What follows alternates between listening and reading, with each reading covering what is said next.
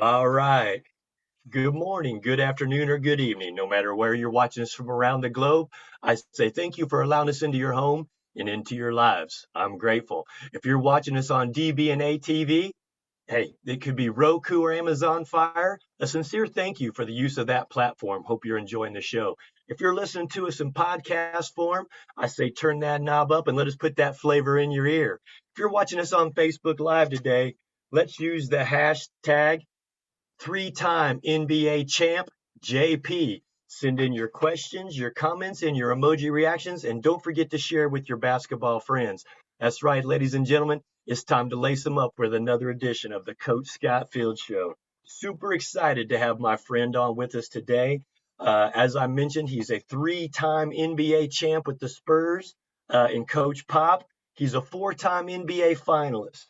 Boy, Joe, I could go on and on forever with all the accolades you've had. Um, Gosh, over a thousand regular season wins, over a 100 playoff wins with the staffs that he's been on.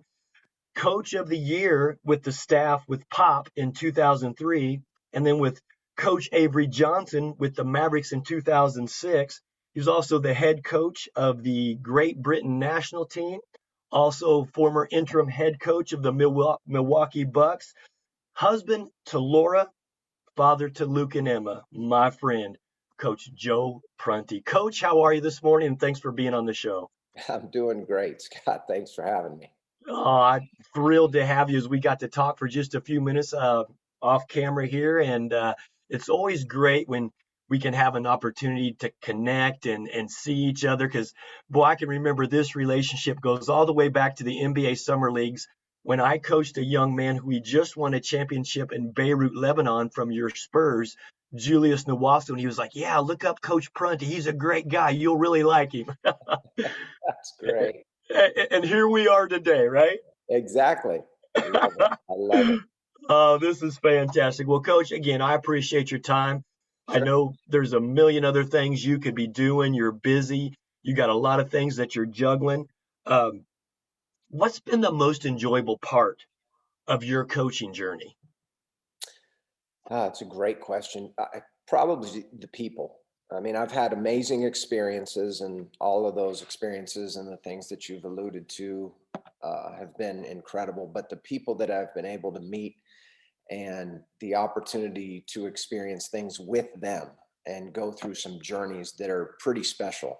I think that's one of the things that if you're not in it, you don't understand sometimes is that it's a journey. It's all going somewhere. And even if you win an NBA championship or a championship at any level, whatever it is, you're still thinking about, okay, how do we do it again? What's the next thing? And you do take your time to embrace those moments, but you still start focusing on, okay, how do we get better? What's the next thing? And all those experiences come with the enjoyment of being with the people that you celebrate those moments with or share the tough times with and grow from there. So to begin with, even when I was just starting out, and some of the things that just pop in my mind, some of the high school coaches that I worked with, my brief stint in college, some of the people that I worked with there, and then obviously through my NBA career, I've just met some amazing and special people. See, and I've got to agree with you. It's hard to explain to those who are not in the industry, but we really do have a great fraternity of people, and the relationships that we build through this journey, coaching the game of basketball that we love is truly something, spectacular. And to value those friendships because those friendships are something that are not superficial. I mean, they are genuine friendships, and you get to see their families grow. And so I agree with you 100% on that. Um, Speaking of some of those friendships and relationships, who are some of the people that really impacted you in your journey, early in your journey? Ooh, early in the journey. I mean, if we were just talking straight NBA, obviously Coach Pop was huge in my growth and development. But if I go even back further from there, and even if I go in reverse order from that point, uh, Coach Hank Egan was amazing for me. He had taken a job with the Spurs and was probably a big reason, if not the reason I got my opportunity to join that organization. But that stemmed from a family relationship that it's too much to go into, but Coach Egan was very helpful. My brother had helped him with some things and so on and so forth. And so our family had known him through the years, and he was just amazing to help me with my growth. You can go back to coach like Mike Hop, who has been an extremely successful coach at St. Augustine High School in San Diego, was at the University of San Diego with Hank Egan. And you talk about character, you talk about how you want people to exemplify, or an exemplary person. That's what Coach Hop is. And he's amazing, not just for the high school kids that he's come in contact with, but the parents of those kids, the kids that he coached in college, and the impact that he had on me, or continues to this day. You know, again, I can keep going back. I worked with another coach, Coach Jim Tomey, was one of the first coaches that I worked with in my career, kind of gave me my start. And that stemmed through a relationship with Randy Bennett. So these are people, again, that you talk about early in my career. This was all, a lot of that was pre NBA. And again, like I said, in reverse order. But, you know, again, the guys like Pop were amazing, and I can keep going down the line with some of the head coaches like Avery Johnson, Nate McMillan, Byron Scott. You mentioned some of the guys that were, when I worked with them, coach of the year. Some of those other guys were also coach of the year, even before I got to work with them. And some of them that I've worked with, I think could have been or should have been coach of the year as well. So again, it gets back to what we talked about a few minutes ago about people. Just been very fortunate and blessed to be with some amazing people. And I want to follow up on that because, Coach Pop is still doing a phenomenal job. That culture that he has built and created there with that Spurs franchise, and that coaching tree that Coach Pop has so successfully branched out, and you see so many lives that he has impacted in a positive way, either on or off the court. And I definitely wanted to get into that. What were some of the first real life lessons? I think you were a video coordinator with Coach Pop, but what were some of the first things that he taught you about being a professional at that NBA level? Well, I think one of the first things that always stands out to me, and there's so many things from a Oh, basketball and non-basketball standpoint, but one of the first things that stood out to me was just the balance that you need in your life in this industry. You can get chewed up and spit out very quickly, and so you have to have a level of balance where you can almost, it's, you know this, Scott, it's yes. impossible to get away from it. Like there's always something you can do. You can always watch film. You can always be working out a player. There's things that happen off the court, whether they're functions, team functions, whether it's a clinic that you need to go do for the organization. There's always something that you can do. But one of the things that he always reminded us was, we're going to work hard and we're going to work smart, but we also have to take time to break bread and have dinner or spend time with your family. Make sure you're taking care of those things. And that was as big as anything, especially early on, when you're just trying to figure it out and you're like, let's go, let's go, let's go. And as you go through the process, meaning this, I should say this journey rather than this process, you see where you need to take time. Like, you can be better when you take a moment to catch your breath. And that was, you may not know it right away when he's telling you, but you learn it as you go through it.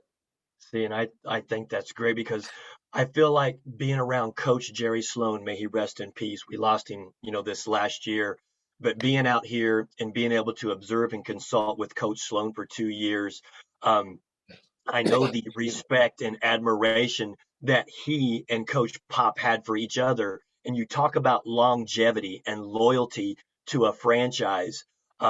It's phenomenal. But Coach Sloan was the same way. I mean, he came in, he was hard nosed, he was hardworking, but yet he also found time. But hey, when the game was over, it was time to shut it down. I thought, that's phenomenal to be able to have that choice and skill set to say, okay, we're going to work hard while we're here, but yet when it's time to go have a glass of wine with Coach Pop, or they find that balance as you spoke about. So I'm glad to hear you kind of elaborate on that. And you and I, we share a lot of common interest. Family is very important to us, but we also know and understand and respect the international game. I mean, you've been a head coach of the Great Britain national team. I've got flags all over my studio here of all the countries that I've been able to coach and had success in. Why do you think it was so important for the Spurs how they embraced international basketball? Because you look at Tim Duncan and Manu Ginobili and Tony Parker, and the list goes on. But I mean, it seems like Coach Pop grasped that international concept and incorporated international basketball before everybody else caught on. Why do you think that is? What was that insight? I can't tell you exactly why he did. I just know that he had experiences prior to, obviously, even before I had met him, with international players in the international game, and even in his life, international things that helped him understand. I don't want to say the world. That seems too big in this context, but maybe that is it. Maybe it did help him to understand, and understanding that basketball is played at a high level, maybe not the NBA level, but it's played at an extremely high level. And Spain has the ACB, and you could go on and on. And there's no question, I've been blessed to have a lot of international experience. I mean, doing what I did recently here with Team USA was amazing. But that experience lets you know that there are great players playing all over the world, but they all aspire to be to the NBA because it is the best league. So I think for him, his experiences with some of those players, or some of his travels within the game, and maybe Coach Nelson, maybe Coach Brown, he obviously, Coach Pop would be better suited to answer for his experiences. Yeah. But it showed, like you said, and guys like Rasho Nesterovic came in and helped us be very successful. Hito Turkoglu, and as you said, that list goes on and on. And there's too many players to name. We couldn't name them all. And Yeah. but he's embraced that for a long time, and now you see it in the NBA across the board. The level of success that the vision that somebody like Pop had for bringing international players in, the vision of the NBA, in terms of looking at what the Dream Team's impact had for basketball around the Oh, world. You look at, like, for me, I mean, for as good as Tim, Tony, and Manu were, what a special treat it was to go to Dallas and work with a guy like Dirk Nowitzki. oh, And with all of those guys, the one thing that it comes back to, phenomenal players. They're unbelievable, right? To top 50 in that group. They're amazing people. that's They're right. amazing people. And so, again, some of the stories that I think of at times aren't always on the basketball court. Or if they are, sometimes they're just, maybe it's a workout that we were doing and something happened, or I learned something. Things like that are immense in my learning ability. But again, part of that was the vision of the international game and the experience to work with amazing people. Yeah, let's dive into that. Let's talk about when you're with the Dallas Mavericks and you've got a Dirk Nowitzki who, helped transform the game, because now you've got a face up four who spreads the floor, but yet was so creative, had that little, fall back, one legged. What did you pick up from a Dirk Nowitzki in your workouts or your personal trains with him that you're like, wow, Dirk's onto something here that we haven't seen before? But what did you pick up from Dirk? His work ethic, I don't want to say it was unparalleled, because the other guys that we've talked about, the David Robinsons, Tim Mm. Duncan, Manu, Tony, the work ethic was right there. That's why they're great players. But Dirk's had a different level to it. He worked a lot with a gentleman by the name of Holger Geschwinder, who is unbelievable basketball mind, extremely unique in how he approaches it. And Dirk's workouts were that.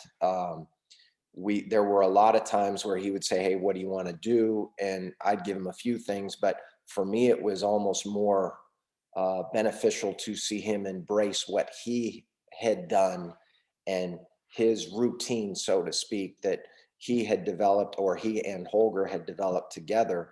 So there were different strides that he would take into shots, and he would go slow motion, or the range at which he would increase his shot from maybe inside the paint to all the way out to half court, and he'd be shooting the same style or the same form, the same technique.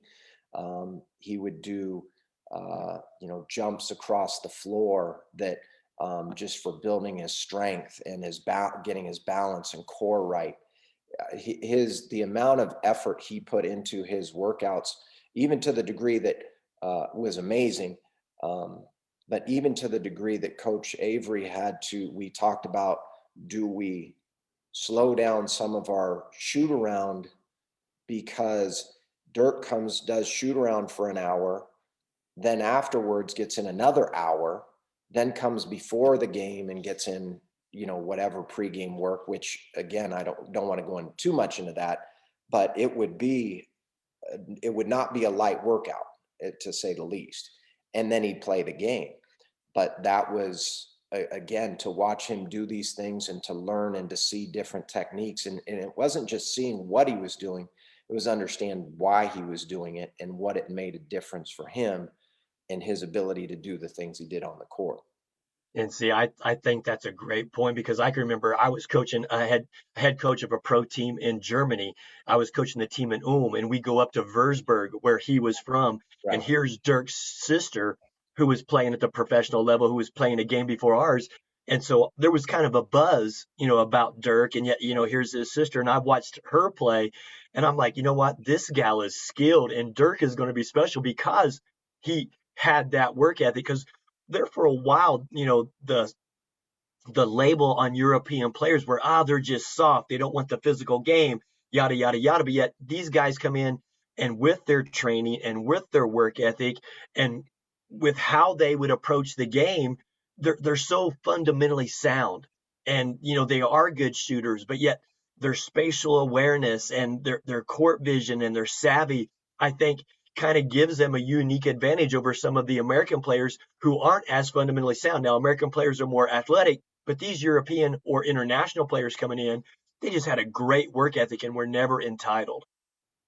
Well, I mean, I think it's hard to say it's one way or another. I think you Yeah. get that all across the board. And what I would say is that the game has evolved over time. I know when I was a kid, you had, like, college basketball might have been in its heyday when you have, Patrick Ewing and Akeem Olajuwon. And again, the other thing you're talking about is centers that like they were centers. You had dominant inside post Back presence. to the basket kind of play. Yeah. Exactly. So it was different, but the point is, you had guys going 3-4 years of college. Now guys are coming out earlier, pretty much across the board, and there's a lot to be learned. And I think one of the differences would be uh, in the international game, as I've kind of helped start this mentorship business here recently, actually over the last 6 months. And I've got a few clients that I speak with internationally. So again, it's part of it is my experiences as an international coach, but it's great for me because I'm also learning some things from them. You have these club teams that they're starting out at 10, 11, 12 years old there. That's right. And it's not a club team where you're playing for this club in your city and then you move to your high school team or your grade school team or whatever, or you stay with this club. Yeah. And so your growth in a club could go from 10 to 25. So for 15 years you're in one club, and obviously if they're teaching the right things, there's some positive things that can come out of it. Whereas here, sometimes you're playing with this club team, or then you're with another travel team because things didn't work out, or maybe they did and you had a better opportunity here. And before you know it, you don't think about it, but you've been in 5 different programs, including your high school, your college, before you're a certain age. But I think one of the things, the other part that I would say is through the years, everybody's always said, oh, the international players, they're such great shooters, or this and that. I think shooting's at an all-time high, period. Anywhere you go, I'm loving watching the NCAA tournament right now, because there's times where I was like, I'll watch a team that maybe I hadn't seen before. I was like, he's taking that shot. Oh, now I know why. And so I'm learning a lot as I'm watching some of these things. But again, I think the game of basketball is just continued to grow and evolve, and it's not going to stop. There will be something new that will come along too. Yeah, and I think that's great that we as coaches that we embrace that change and we embrace that transformation and we evolve as coaches and teachers to help the game continue to evolve and put players in a position to be successful, which you've always done a great job of. Kind of wanted to go in another direction because you've been in many chairs um, with the NBA. How do you feel analytics has changed the way coaches take data now? Well, each guy's going to be different Hmm. with how they do it and how they utilize that information. But clearly, there's a wealth of information that's coming faster and faster.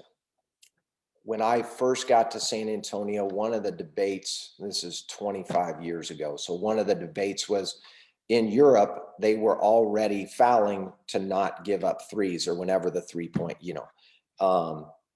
and Or here, to stop a fast break or right, absolutely. You use has become the Euro foul, which is, yeah, yeah. which ironically in Europe, you now have, or in the international game, you have to be careful of committing that foul, because they'll call an intentional. And whereas here, it just is whether it's a clear path or not in the NBA. So it's again, the game continues to evolve.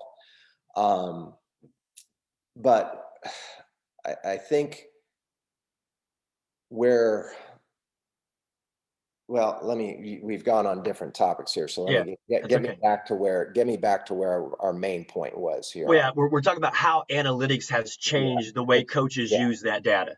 Yeah. Cause I was definitely going to go in the wrong direction. So No, you're good. You're what, good. what, what I would say is, with all these little things that have happened, with whether it's the changes in how you foul, when you foul, doing this, that, or the other thing.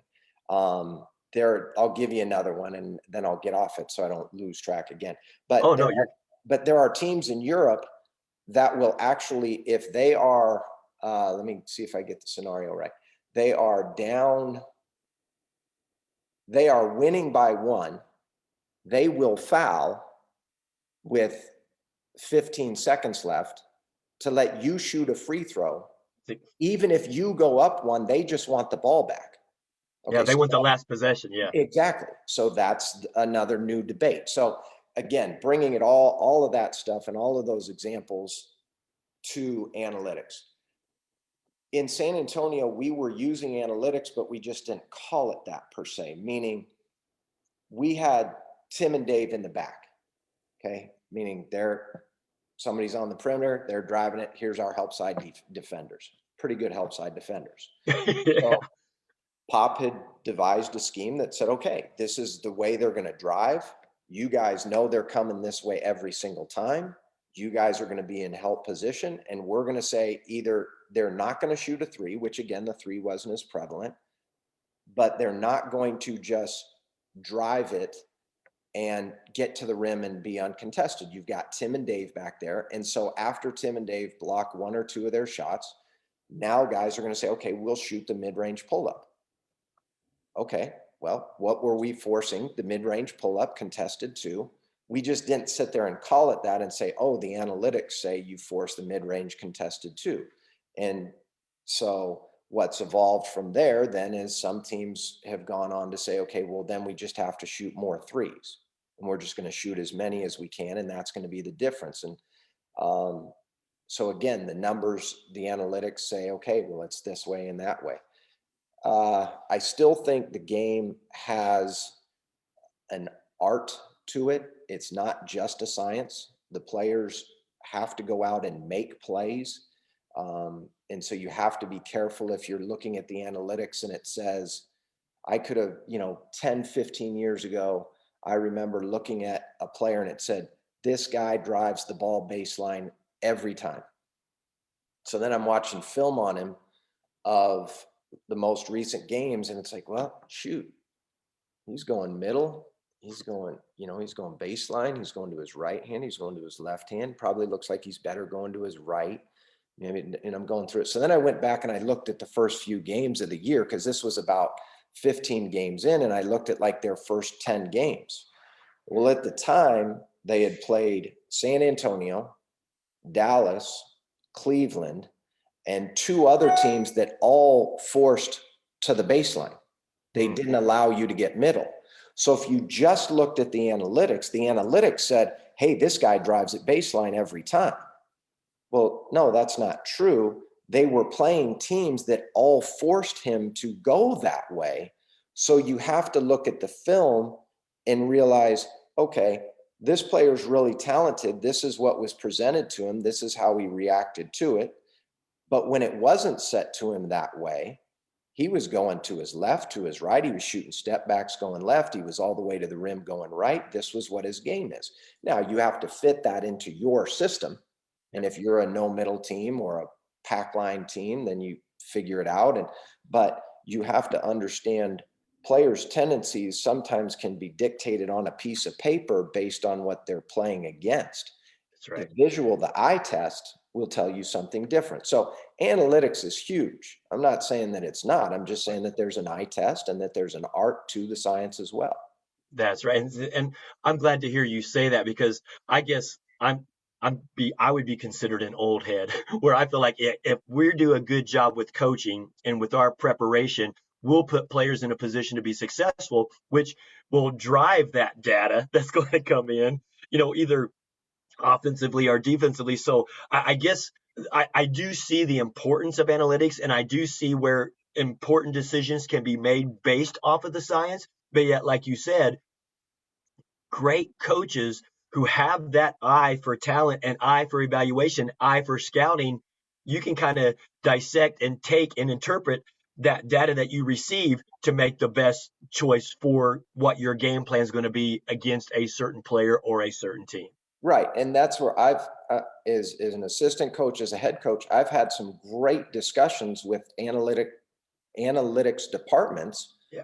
within the organization or within the program, because they are, it's valuable. It's invaluable to a certain degree, but it's also understanding the why as to what these numbers mean. And so again, where I got sidetracked earlier is we were talking about whether you're fouling or not fouling, or what it was 25 years ago as opposed to what it is now, like where it's just, I'm watching a college game last night and Memphis defended Boise State almost perfectly on an end of game play, from the standpoint of Boise's bringing it up. There's 13 seconds on the clock. They run a play. They execute it. They're about to get the shot, and the Memphis guy commits the foul right at the time, like with 3.5 seconds, 2.5, 3 seconds on the clock. And you got to be careful. And it's something that you have to teach, because you can say, hey, we're just going to foul the guy. But how many times have you seen Damian Lillard or Steph Curry shooting a 3 at the end of the quarter from the other free throw line because they know the guy's going to grab them to commit that foul? And exactly, that's the genius of a Damian Lillard or a Steph Curry. That's like we talked about earlier, their ability to shoot, their ability to process what's going on and think through it. And so even though the analytics say foul, well, you have to teach that as a coach. How do you foul? When do you foul? And so that's why earlier it was like, okay, where are we going to go with this topic? Right. And Yeah. I'm glad you brought me back to the analytics, because the analytics are very important. And as I said, I've had great discussions, but it's how you apply it too. You're right. And like I'm saying, that top 1% of talent in the NBA, their presence of mind to know and understand the game situation. Oh my gosh, that's what blows me away. And I think the casual fan doesn't quite get that until you see it through a coach's lens, and then you're like, that's a phenomenal play. Sure. Well, it's also, I think there's things that the casual fan may not see that you all like. you sit, everybody always wants to ask you at playoff time, who do you want to play? Yeah. Well, okay. I I want to play in the NBA playoffs. It'd be great to play this high school team from over here because I think we're a lot better than them. They say, no, no, no, no, no. Come on, who do you really want to play? Look, you start watching film of these teams, they're really good. And That's so right. you can look at a piece of paper and the paper says, well, you've won this many times against them, or this has happened, or that's happened. I'm telling you, you start watching film of the teams that you're about to play, and you're realizing these guys are really, really good. And they're bringing not only the skill set, but the mental aptitude to be competitive in a playoff series. They're bringing things that are going to make it harder on you than they might have during the regular season. And part of that is the analytic equation. But there's also, as you said, that that percentage of players that the game has slowed down so much for them that they see it well before it happens. And I'd say there's a lot of guys on each team that have that ability. The younger the team, the less experienced the team, then the less that it's slowed down for them. The more veteran the team, it, it just makes it easier for them. And see, I love how you said that because it's so factual that these experienced teams, and that's why, like right now, when you watch the college game, these mid-major programs are strong because they have more experience, 4 and 5 year guys on those mid-major teams where they're not the one and dones, where they don't have the experience or the knowledge or repetition to where Right. like, hey, Father Time is undefeated, but the great ones do know how to slow the game down. And I love to hear you say that. Yeah, no, I think I don't remember when I heard him say this, and I don't know LeBron at all on a personal level, but I think that's one of the most, his ability to pass the ball has always been amazing to me. But I think that's one of the things people want to talk about how strong he is, or how big he is. His mind is, I don't want to say unparalleled because again, I've been around some great people, but Yes. that may be the greatest part of his game. And he had a comment, I don't know when it was last year, but he said something to the effect of like the 35-year-old LeBron or the older LeBron wishes he could have taught the younger LeBron some of the things that he knows because it would have made the game easier for him. And Mm, like I said, I'm paraphrasing for sure. yeah. Definitely wouldn't want to put words in his mouth at all, but it's clear that he recognizes that the experiences that he's had have helped even shape him to this point to where maybe he feels he's more efficient or does things even better now than when he was younger. And that was really amazing. Yeah. Just because of that experience and knowledge that he has. So, oh, that's what I'm saying. Experience is the best teacher. You know, when you're out there playing at the elite level like they are and being challenged every night the way that they are, you're not going to throw a defense at them that they haven't seen or, but again, just try to make them uncomfortable to get them to do something out of rhythm or out of character is kudos to a defensive scheme or a game plan. So it is great to see and hear and listen to what these guys say because if you truly listen and if you're a student of the game, you absorb that like a sponge and you try to incorporate that to help your team become better. And I love that stuff. Great nuggets there, coach. And again, you've been around some phenomenal players in your career. I mean, I think of, you had Duncan and Robinson, but Manu, and, Tony Parker, but also Avery Johnson when he was still a player and then got to be with him as a coach. And then again, Jason Kidd, also a head coach as a point guard. Do you think point guards have an easier transition to being coaches and teachers because they see the floor differently and they're kind of an extension of the coach on the floor? Yeah, it's a tough question. I understand what you're saying, and that might help them. It might Hmm. help them because they have the ball in their hands so much, and so they have to see not only what their role is, what everybody else's role, but I don't know if it makes it easier. I don't know. Like again, one of the names that had come up recently, and this is just watching the NCAA tournament as much as I have, is Patrick Ewing's done a phenomenal job at Georgetown Yes, and he has. and has been an exceptional coach. Um, at the professional level as well. And you can ask any of the people. I don't know him. I haven't worked with him. Um, obviously, if I saw him, I'd say hello, and I think he might say hello back to me in terms of recognizing who I am. But I've never spent time with him. But you can't argue with the success that he's had with different NBA teams and the people that'll talk about how great he was with them. And now what he's done at Georgetown and the run that they went on here during the season. And again, it's been a tough year for everybody, or a unique year for everybody. But I've worked with several players through the years. It doesn't matter what positions they played. When I first got into the league, it was one of the first guys that I worked with that was a former player was Paul Pressey, in terms of, the original point forward. But Yep. and a great coach, and has had a tremendous career, and obviously has won championships, and he's worked at the professional and the collegiate level, and has had success at all of them. And I can't name everybody, Oh but yeah. like one of the most recent guys that I worked with was like Corliss Williamson here in Phoenix, and Mm-hmm. what a great basketball mind, and the experiences that he has had as a player and as a coach, but with who he's worked with, who he's played with. And he's a great coach. Greg Foster is the guy that I worked with in Milwaukee, another guy who's had college, NBA experience. Obviously, again, successful player, was in Utah, had success there, won a championship as well with the Lakers.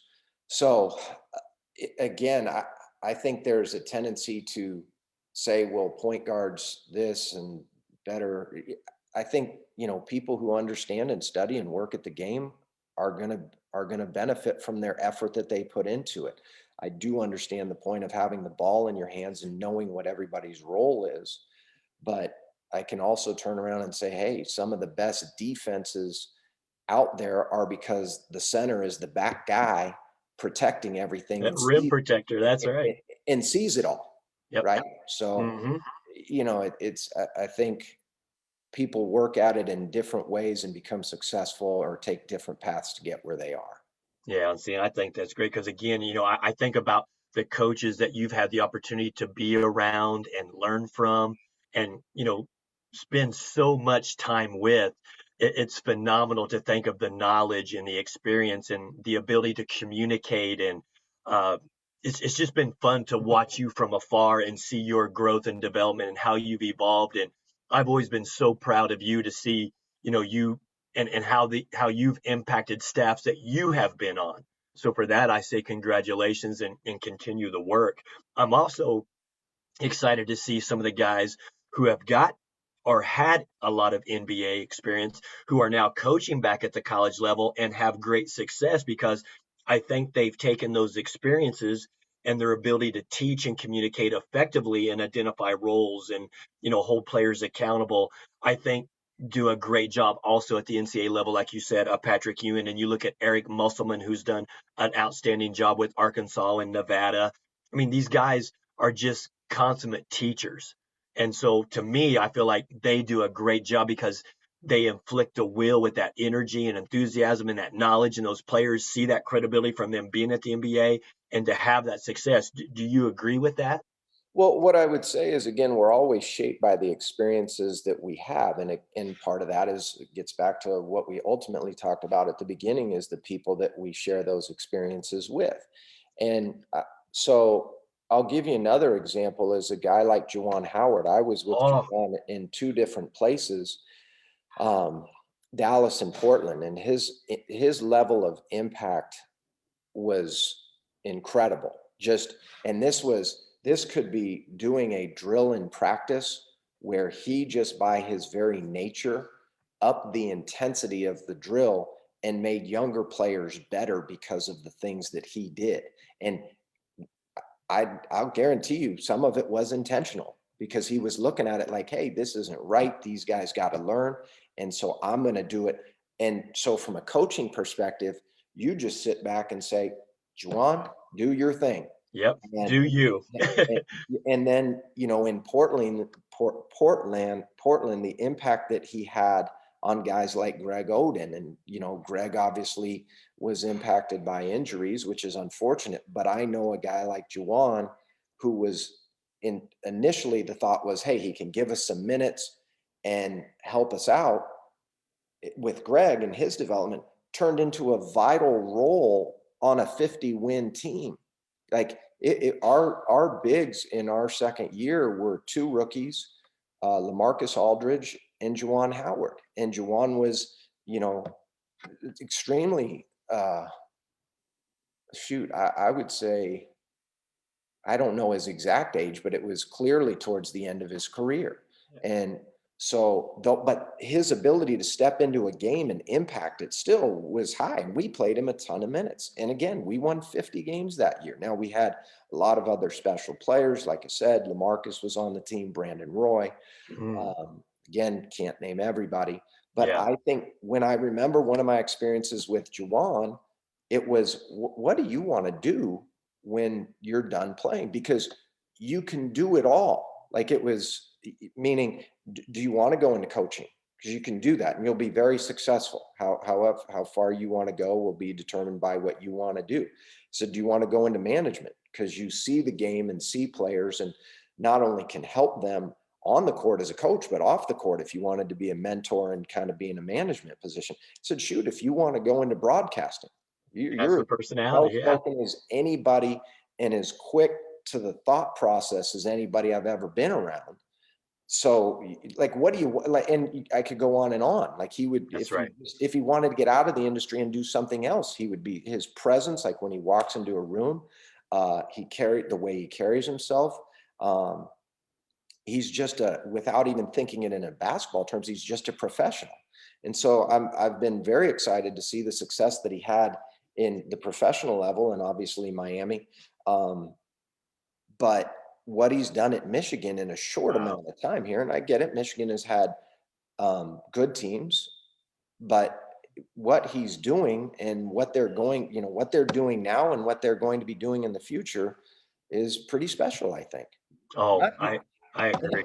And it's not just, I think it's not just, and again, this gets back to who he is. It's not just about what they're going to do on the court. Yeah. These young men are going to have success in their lives because of somebody like him. Yep, he'll definitely impact the lives. I love that, and you talked about those Portland teams. Coach Nate McMillan, of course, has had success everywhere he's gone. And now you see what he's doing with this Atlanta team. I mean, kind of changed the culture at a flip of a switch, it looks like, and got those guys to buy in and made subtle adjustments to really, impact that franchise. And I think Coach Nate has done a phenomenal job, and he and our relationship goes way back, but I'm excited to see his success as well. So I'm like you, I'm a fan of these guys, these friends of ours that have great success, and it's fun to see the little things that make it go. Sure. I think that's the part that probably gets pushed aside sometimes, is that there's so many little things. There's like, people tend to look at the big things and say, okay, that's why that happened, or that's why. But like, I put an edit together, years ago, that there were the shots or the plays that everybody remembers. So for example, what would be a good one? I'll give us a Spurs one. We're playing Houston in a regular season game in '99, but it was one of those NBC games that was, middle of the day, important playoff seeding. Houston was kind of the team that had been the dominant team in Texas at that time. So it was, trying to, in the Texas Triangle, trying to get past them, but, they had Barkley, Pippen, whatever. And Mario Ellie ends up hitting a massive shot. And this isn't, like I said, it isn't a playoff game, but there had to be 25,000 people in the Alamo Dome. Like I said, national TV. Mario hits a three, gives the kiss, the whole thing, like, big game, right? The play before that was Scottie Pippen shoots a shot from the right wing. Great shot, a good look for him. And it literally does the where it hits the rim and bounces back and forth like 2 or 3 times, and you swear that it's going to go in, but it does, and it bounces out. And no one remembers that play. No one remembers that. They just remember Mario's shot. Or, and you can go to bigger games like, I think it was Steve Kerr's shot, the play before Steve Kerr's shot to win the game for Chicago. The play on the other end is a Shandon Anderson missed layup. I think it was Shandon Anderson, where you could make an argument, was there interference? I don't, there wasn't, most likely, but the point is, if that ball goes in, then Steve Kerr's shot is, we don't know it as it is. Yeah. And so there's all these little things that add up to the big shot or the big play that got you to that moment. And they're important too. And Right. so I'm giving you basketball examples, but those other examples exist across the board. Yeah, see, I like that. And just the little details, like you say, that butterfly effect Yeah, of, exactly. of the game. So I think it's wonderful. You know, how about, again, we're talking about international players, and gosh, coach, we're just scratching the surface on the depths that we could go. But I'm enjoying this conversation because, man, it's fun because you get it, and I get to learn and be a better version of myself because of our conversation. The time that you were with Giannis Antetokounmpo, now that you see his growth and development and the player he's become, how early around him did you know he was going to be special and unique? Right away. I think that's one of, I've been, like I said, I've been blessed to be with some great coaches, head coaches, assistant coaches, just some really, really amazing basketball minds and people. Hmm. Jason, Coach Kidd, his vision and how he wanted to help players grow and help them is special. Like, he has a vision of how, not only what he wants it to be, but also how to help guys get there. And I think with Giannis, and there were other guys too, but with Giannis, I think he looked at him and we looked at him like, this kid has certain special God-given talents that can help him, but he's barely scratching the surface right now. I mean, even to the degree that I remember going back and trying to find an article or anything, like, what were people saying about Giannis? Because there were a lot of people in the league that knew what he or who he was, and that this kid had the potential to be something.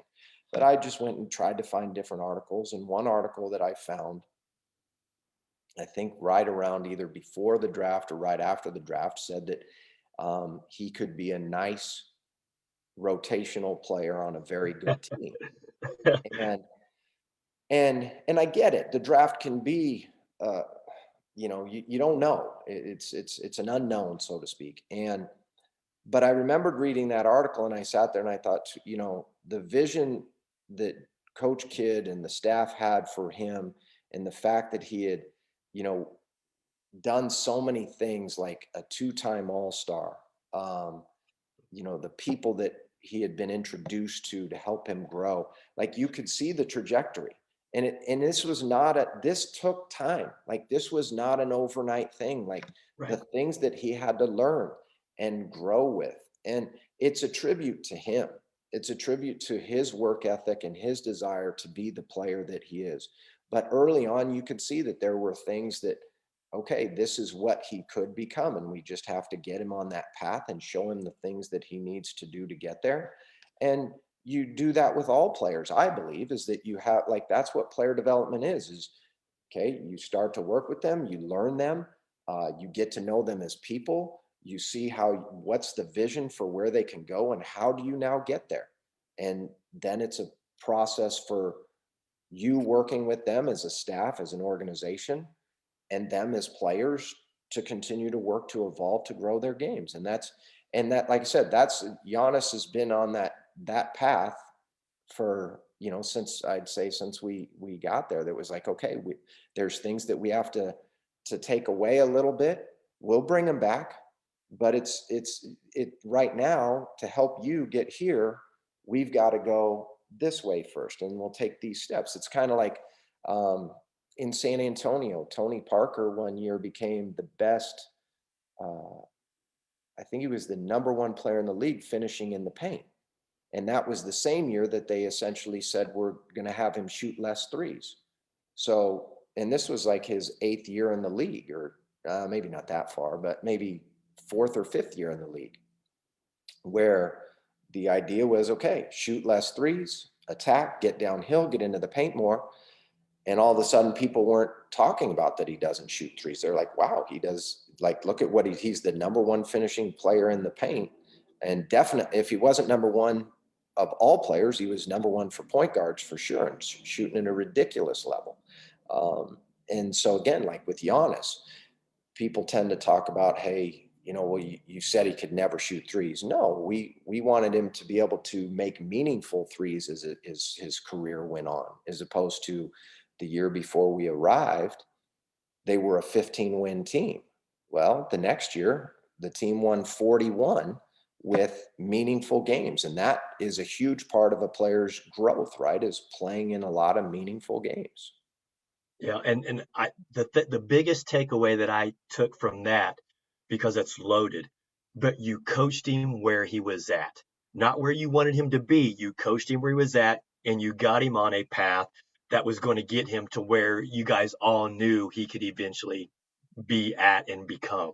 And I think that's phenomenal. And coaches who have that foresight and have that ability and have that vision, as you mentioned, I think that's deep. And I think that's something that I hope our other coaches who are viewers of this show can do, and work with the players where they're at and get them on that trajectory to have that greatness and be that 1%. Yeah, no, that's what you're always trying to improve. You're always trying to get better. And that's players, coaches, organizations, schools, whatever, you name it. I mean, that's, like I said at the beginning, you win a championship. Okay, it's not done. It's not, if you're done just because you won a championship, then you probably were doing the wrong thing to begin with. And you caught lightning in a bottle. Yeah. What you're trying to do is each year get better and better and better. And, I can tell you that I've had experiences with a lot of people that continue to help me. I mean, again, I'll go back to some of my time, getting time to spend with guys like a Jamal Crawford in Phoenix and learn from him and see how he sees the game and have conversations with him about his experiences, and not only basketball, but life. Right. It helped me as a person, as a coach.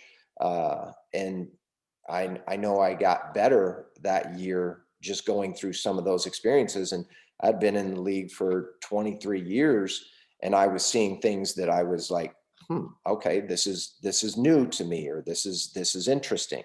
And so again, trying to help those guys grow. And a lot of those guys have gone on to different things. But like I said, for me personally, there were a lot of conversations, and I referenced Jamal specifically because what an amazing man who's done amazing things in his career, but also on and off the court. So, hey, let's grow. And where are we going? Yeah, see, and I love that. Ladies and gentlemen, this has been Coach Joe Prunty. Again, we're using the hashtag 3-time NBA champ JP. Coach, it's been phenomenal to have you, and I'd love to continue this conversation. Let's have you back on the show again, because it's been insightful, it's been compelling. There's been a lot of nuggets. There's been a lot of tools for individuals' toolbox to help them grow and evolve and empower individuals. It's been wonderful, and I appreciate you for your time, and thanks so much for coming on, my friend. My pleasure, Scott. Really enjoyed it. I hope we can do it again here in the very near future. And I'm not just saying that because you're on here now. Let's put it in our schedules to where we can sit and do this again, because this has been very, very empowering, and I hope that everybody has taken something from it.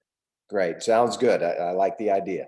All right, well, let's do it, and all the best to you and your family. Stay safe, stay healthy, and continue to grow and evolve. And I know you're going to be doing special things here in the very near future. Thanks, Scott. All the Uh, best to you too. All right, buddy. Ladies and gentlemen, that's Joe Prunty, a phenomenal character, phenomenal human being, and an outstanding coach. So hope you've enjoyed this episode, and we're going to continue to bring outstanding quality guests to you each week. And Coach Prunty, again, I thank you. Thank you, Scott. God bless.